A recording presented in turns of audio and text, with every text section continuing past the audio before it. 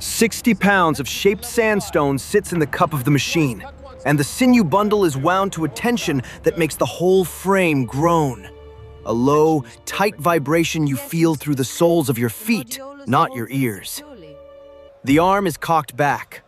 The trigger is a strip of iron the width of your thumb. One pull, and 300 men could not stop what's coming. This is the Fabrorum Tormenta, the largest military ballista workshop in the Western Roman world, and almost no one has stood inside it. 50 craftsmen work here under sealed contracts. The techniques belong to Rome. The man who runs the floor doesn't build from blueprints. He builds from what he knows the material will do. His name is Drausus. Born in Gaul, captured young, freed after 20 years, not out of sentiment, but because a craftsman who hates his work makes inferior rope. And Drausus, under compulsion, had still been the best torsion engineer in the shop. Now he works on commission. He owns his tools. He doesn't own the weapons, and he has made a kind of peace with that distinction. In the frames waiting for their sinew bundles stand twice the height of a man. Alban pine, seasoned 2 years before cutting, because green wood develops cracks under torsion load that don't show until the machine fires. The power of a ballista doesn't come from the arm or the timber.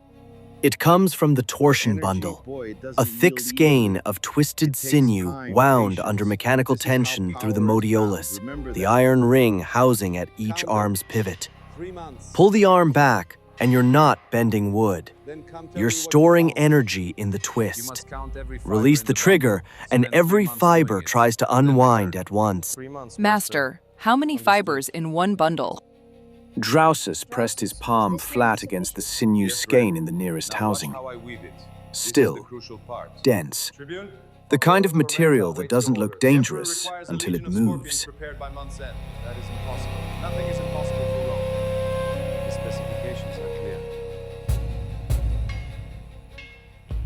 The boy was 15, Iberian, quick with his hands in a way that reminded Drausus of himself at that age, before he'd learned that quick hands and good instincts were exactly the qualities that got you contracted, not freed. Drausus kept the formula for every sinew mix inside his head, never on a tablet. He trusted his hands more than clay. The new contract arrived on a Tuesday. 50 ballistas. Calvinus, the procurator, delivered it personally, which meant it wasn't the kind that permitted negotiation.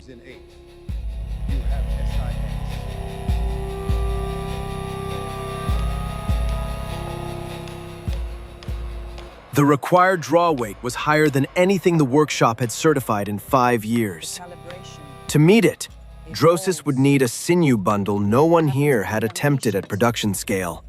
A calibration that, in isolated tests years before, had snapped clean and nearly taken a man's hand off.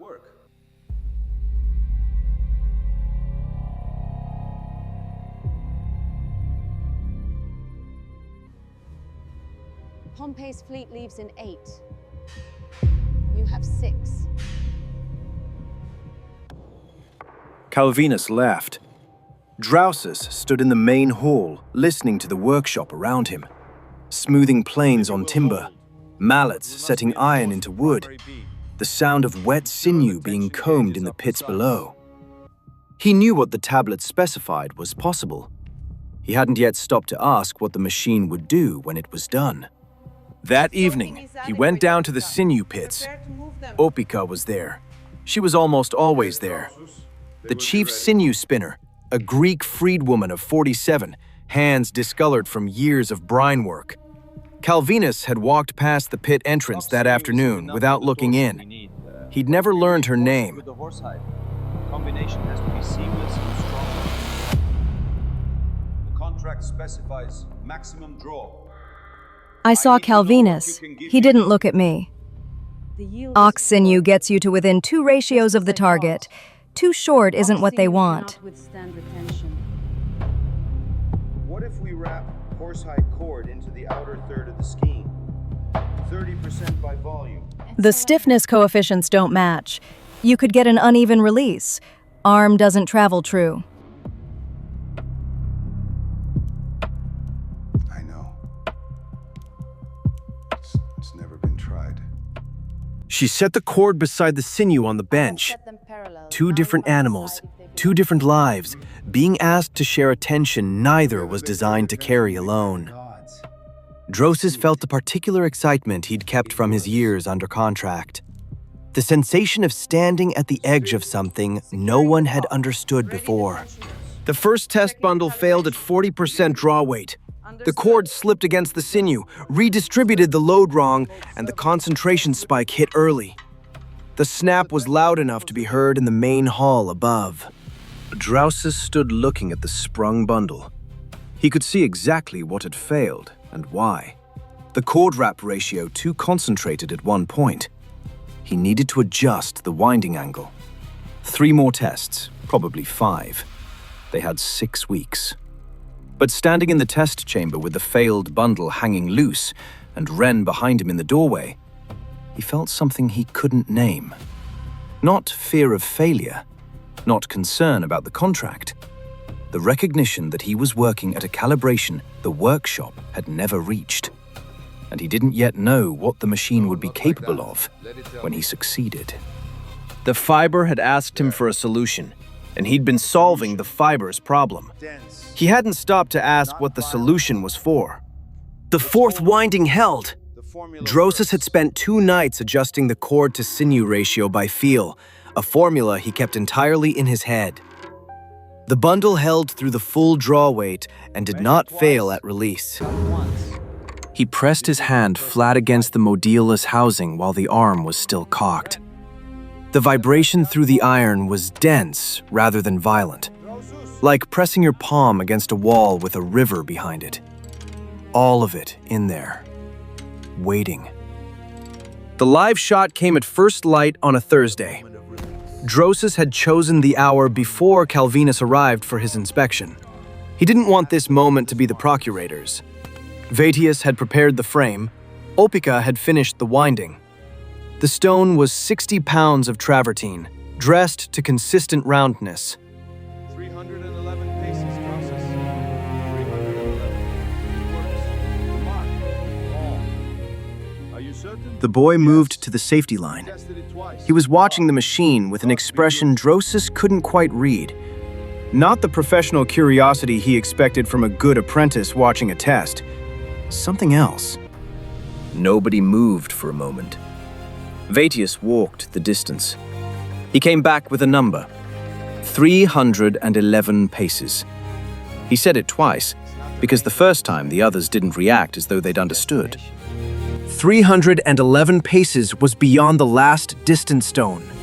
The markers had been set when the workshop was built, at a maximum range that represented the highest theoretical performance any machine here could produce. No one had ever needed a marker farther out. Drausus looked at the machine. The bundle through the iron ring, ox sinew and horsehide cord wound in a ratio he'd worked out over 2 sleepless nights. A formula no one else had. He'd made it do something that had never been done here, and he didn't feel what he expected to feel. He looked for Wren. The boy was still at the safety line, still watching the machine. Not Drausus, not Vetius. The machine. And the expression, Drausus could read it now, wasn't excitement. It was the look of a person who has seen something and doesn't know whether they want it to. Gaius Atilius, the army inspector, arrived the following morning. Young, perhaps 28, carrying a clay tablet of specifications written by men who'd never touched a ballista. He moved through the workshop with the careful interest of someone who knows he's seeing things he won't fully understand, but needs to certify anyway. Contractors with companies besides the targets.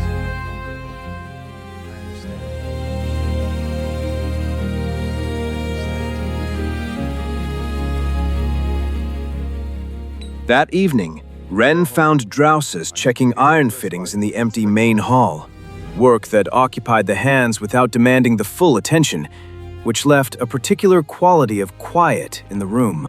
Master, The machine, when it fires, who is on the other side of 311 paces? Drausus did not answer. Not because he didn't have one. He knew the campaign specifications, the eastern frontier, what a 60-pound stone at that range would do to a wall, and to anything that wasn't a wall. He'd known all of this in the abstract since before he was free. What he didn't have was an answer that could cross from master to student without becoming something else. Something he'd have to keep holding afterward. Drausus, is the torsion mechanism wound to the exact specification? Yes, Centurion. It holds the 60-pound stone steady. And us? Drausus had no answer that was also honest. I'll need a demonstration. He turned back to the fitting. Full draw, certified range.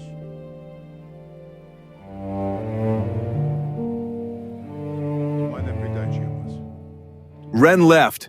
Drausus stayed in the hall until well past dark, pressing fittings, listening for looseness in the iron, finding it, correcting it. The work was good.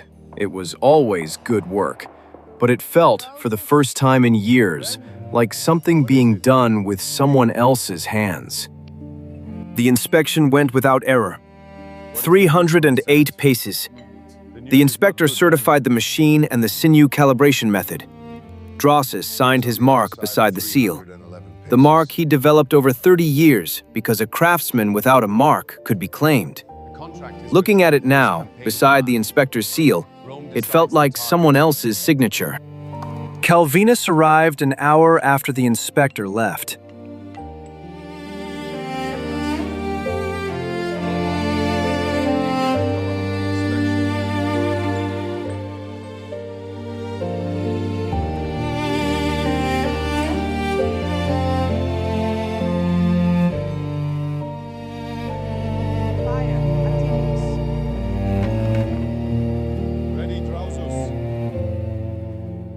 There it was. He should have seen it coming.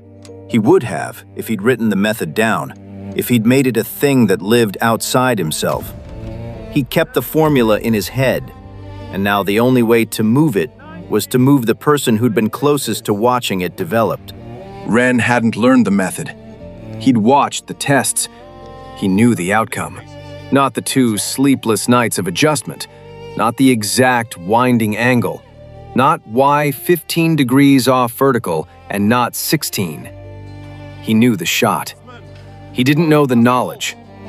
Drausus found Ren in the yard that evening, checking timber grain the way Drausus had taught him. The physical knowledge had passed forward, that much.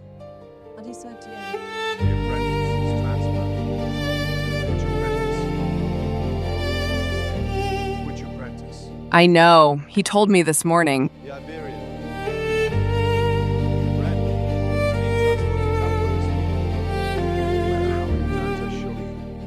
I understand.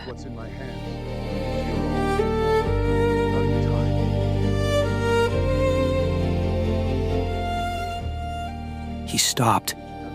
Ren was watching him with the same directness he'd had when he'd asked his question. The question Drausus still hadn't answered.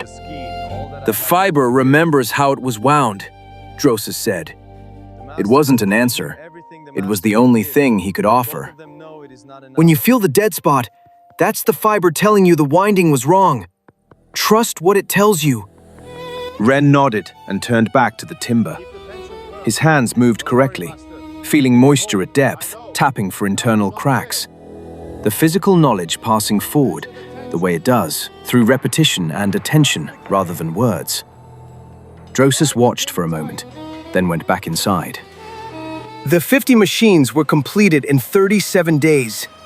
The final 10 were assembled by teams Drausus had never worked with, using a method they'd been told about by a boy who'd watched but not fully learned. The machines met specifications. The inspector certified every unit. The arsenal vault filled. 40 wooden cradles, then 50, in rows in the cold stone room. Drausus walked through ones and didn't stay long. They were correct. Perfect by the numbers. He couldn't find the flaw he kept feeling for. The second contract arrived the same week the carts left for Ostia. 80 units, a new specification, and a title in the address that hadn't been there before. The Fabrorum Tormenta, permanently designated as a Senate military manufacturing facility. No final delivery, open-ended.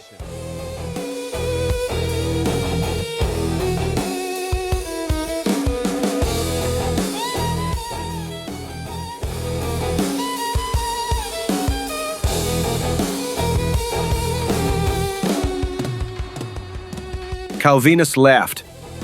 Drausus stood with the tablet in the hall, hammers and mallets around him, the smell of pine resin and cured fiber, the draft from the eastern door, the exact workshop he'd spent 30 years building toward, exactly what he'd wanted. He thought about the formula, still in his head, still not written down.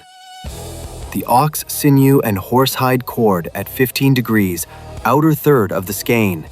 The tension distribution that had produced 311 paces. He thought about Ren in Capua, running his hands along a bundle, trying to feel a dead spot he'd been told existed but not shown how to find. He thought about what Ren had asked him. He'd known the answer then, and he knew it now. He'd just found no way to hold the knowledge that didn't cost something he hadn't agreed to spend. He set the contract down. He walked to the machine being assembled on the floor, the first of the new 80, and crouched beside the frame and pressed his palm against the timber where the arm would pivot. The wood was cold, dense, well seasoned. He pressed harder and felt the grain, the resistance of Alban pine dried 2 years in Italian sun, the almost imperceptible roughness at the surface over the smoothness beneath. His hands still knew things his mind didn't. That had always been enough. He wasn't certain, crouching on the floor of the workshop he'd built, the contract he'd earned, the knowledge no one else fully held, whether it still was. He only knew his hands were good at their work, and the work would continue. And somewhere on the eastern frontier, a machine built from his formula would fire at a target Rome had chosen. The fiber remembers how it was wound. He'd said that to Ren as craft instruction. Standing in the hall of the Fabrorum Tormenta with the permanent designation in his hands, he understood it was also true of him. The skein carries every turn of the winding, every tension applied, every adjustment, all of it invisible inside the coil, shaping what happens when the trigger pulls. So do the men who make it. The knowledge doesn't stay where you put it. It goes where the machine goes. And the machine goes where Rome decides. Drausus went back to work.